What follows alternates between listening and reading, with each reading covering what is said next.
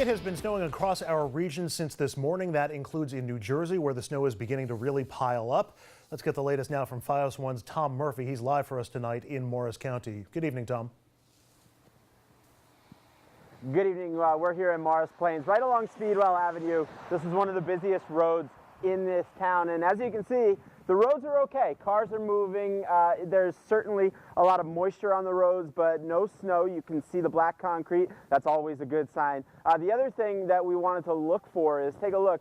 These stores, Mario's Pizzeria here in Morris Plains, Nugent's Prime Rib here in Morris Plains, these stores closed today as a preemptive measure because of the storm. So that is just one example of how this storm has affected people. And we also spoke to the emergency manager for the Morris County about what to expect and how they prepare for a storm like this. The Morris County Emergency Management Team is ready. Jeffrey Paul said they have extra operators in the 911 center. Right now, our call volume is relatively light. We don't have a lot of cars on the road, and the snow actually has not, the amounts that we were expecting at this stage of the game have not arrived yet. Sarah Rosenberg also noticed the storm hasn't hit as hard yet.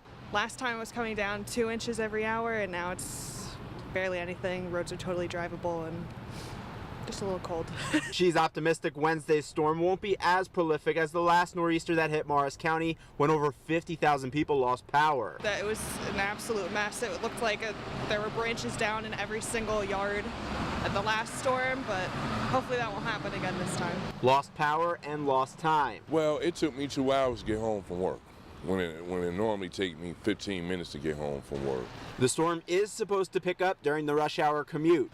Keith White said he's prepared. Storm after storm and people losing their power, some people just getting their power, a couple days ago, but nothing we can do about that. And doing nothing is kind of okay.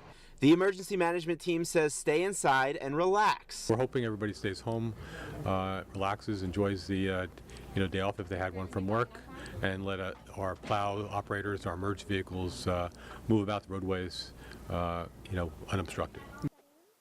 So again, as this nor'easter hits, the people here in Morris County are still cleaning up from the last nor'easter that hit a couple weeks ago. I just spoke to a kid that said there was a tree that was down in the middle of this road when this last storm hit, and we're certainly hoping that that doesn't happen again. If there's a power outage in your area, though, here's what you're supposed to do. You're supposed to text OUT to LIGHTS, so text out to lights, and the actual number, by the way, is 544487. The next question, though, at this point for Morris County, will the kids have school tomorrow? The kids had a snow day today. They are loving life and enjoying themselves. The parents tell me they're a little disappointed that the school closed down, so we will wait and see for that as well. But for now, reporting live from Morris Plains, Tom Murphy, FiOS 1 News. Let's check in now with PSE&G and see how the power company is dealing with the storm. Spokesperson Karen Johnson called us late this afternoon. Karen, first of all, how are you and everybody at PSE&G enjoying this first full day of spring? Oh, it's just lovely. Right now, outages have been very light since the storm began last night. What steps did you and the rest of the crew at PSE&G take to prepare for this storm? Well, first of all, we do make sure that we have adequate personnel available to respond to any outages. So we do have about 320 folks from other utilities throughout the country here to help us restore power. So some of those crews from Canada, Indiana, Michigan, Mississippi, New York, and Wisconsin. Karen, did any of the issues that you and other utility companies had with the earlier nor'easters impact your preps for this one? Well, that storm, those previous two storms rather, really had very, very strong winds. The heavy wet snow took down numerous trees, resulting in very challenging conditions. So far with this storm, we have not seen those types of conditions manifest itself. I know you were able to get everybody's power turned back on after the last storm, but that doesn't necessarily mean you made all the fixes that you wanted to the entire system. Were there still issues? Were there still things that you wanted to work on that are now delayed because of this current storm? Yes, there are always things that we do have to go back and make some permanent repairs. So there probably are some areas where we do need to make those permanent repairs. But as I said, so far with this storm, we've had very few outages in our service territory. You mentioned you brought in 320 people from outside utility companies in a process called mutual aid. I'm wondering, when did the request go out for that mutual aid? And considering how wide the impact zone of this storm is, did you have any trouble getting that outside help? Not this time around. We think last time a lot of utilities were not letting their folks go because they were expecting the storm to affect their service territory. But this time around, we were able to secure those additional crews several days in advance. You know, I know PSE&G and other utility companies have been something of punching bags from elected officials during these storms. I'm wondering how that impacts the company, even if it impacts company morale. And can you ever remember being targeted this much by lawmakers?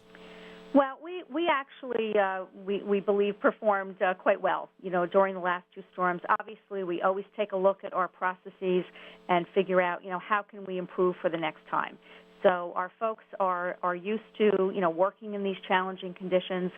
Safety is always our top priority, the safety of our employees as well as our customers. I know folks who are home watching this on TV are scratching their heads trying to remember the last time they had this many winter storms in such close succession. I'm wondering if you can recall a similar set of events and if it's damaged the power grid as much with other storms, winter storms in particular, not hurricanes. Well, I think the last major event that we all went through was Superstorm Sandy, a number of years ago. And we have taken, numerous steps to strengthen our electric grid since then and make it much more resilient. And finally, I'm wondering, is this the new normal, and will PSE&G and other utility companies start viewing this as the way winter storms may start hitting in the future? Well, that's entirely possible, and that's why we have been making, significant investments in our electric systems over the last few years, especially since Hurricane Sandy. Well, Karen, best of luck to you and all of the crews working for PSE&G right now. Let's hope everybody stays safe and manages to get the power back on to those affected as quickly as they can. Karen Johnson, spokesperson for PSE&G. Karen, thank you very much. Thank you. And up next, after the last storm, Westchester was the eye of the storm, at least when it came to downed trees and power outages.